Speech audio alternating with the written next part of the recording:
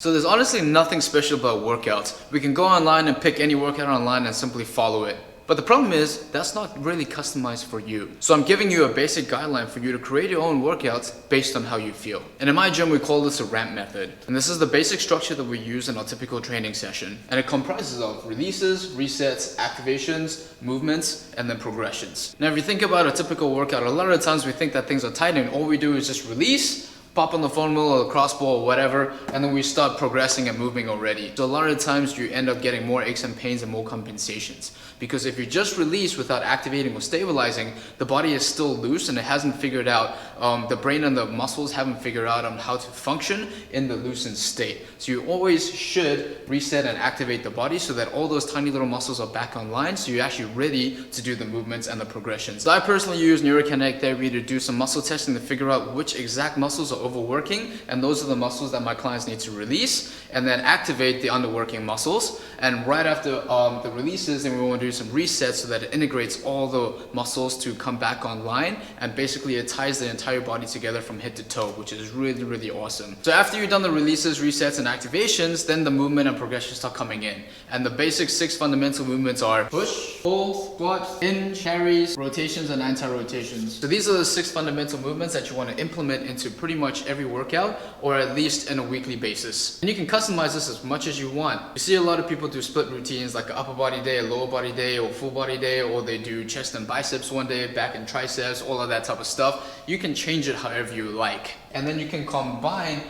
3 of them together. So usually like a push and a hinge with a rotation and anti-rotation work very well. And you can do a pull, squat, and a carry on the other days. So that's a pretty set system. So you basically can do that 3 times a week. Or if you're training twice a week, you can do that perfectly as well. So whatever you feel like, honestly, there's no set rule in how you want to create your routine, as long as you have all of these in 1 week. If you look at my exercise database, they're categorized in all of these, and what I challenge you to do in the beginning, just try one of each for every single workout. So you do 1 push, 1 pull, 1 squat, 1 hinge, 1 carry, rotation, and anti-rotation. And if you feel like that's not enough, then you can start customizing it and creating more as you go. For an example of the push, hinge, and rotation, anti-rotation movement, basically you can do like a dumbbell bench press or a push-up, and you can go into a deadlift or like kettlebell deadlift or kettlebell swing, and you can go into a payloft press or like a cable rotation or some core exercises. Those are basically what the rotations and anti-rotations are anyway,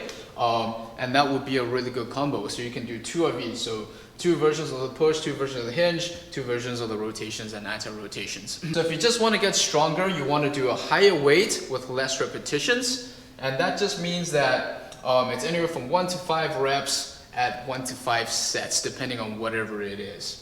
Now, if you just want general strength and just to feel overall good and healthy and just move pretty well and you want to gain a little bit of muscle, that's where 6 to 12 reps kind of in, 2 to 3 sets is more than enough. You can push it a little bit more, but there's actually not that much more benefit from the 3rd set onwards. And if you do any endurance sports like marathons, like triathlons and stuff like that, that's where you want to do more of the endurance training part, where it's over 12 repetitions and over 3 sets. And that just depends on how much time you have.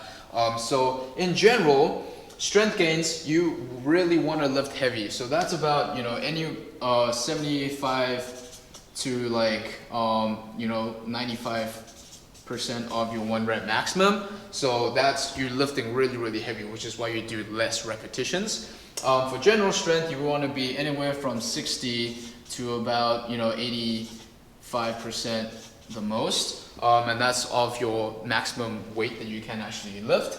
And then for endurance, you want to be anywhere from 50% to probably like 70% maximum. All of these are very just general guidelines. There's not a specific thing. If you look at any other research paper, these percentages might change just a little bit. It really doesn't matter. Basically, if you just want to get stronger, lift heavier with less repetitions. If you just want overall general muscle gain and stuff like that, basically lift moderately to heavy and anywhere from 6 to 12 repetitions. And if you really want endurance, you just got to do more with less weight. So you can change this however you like, play around with the combinations. And the most important thing is just be mindful of what you are actually doing. If it doesn't feel right or it feels too much or too little, you can ramp it up or bring it back down as much as you want.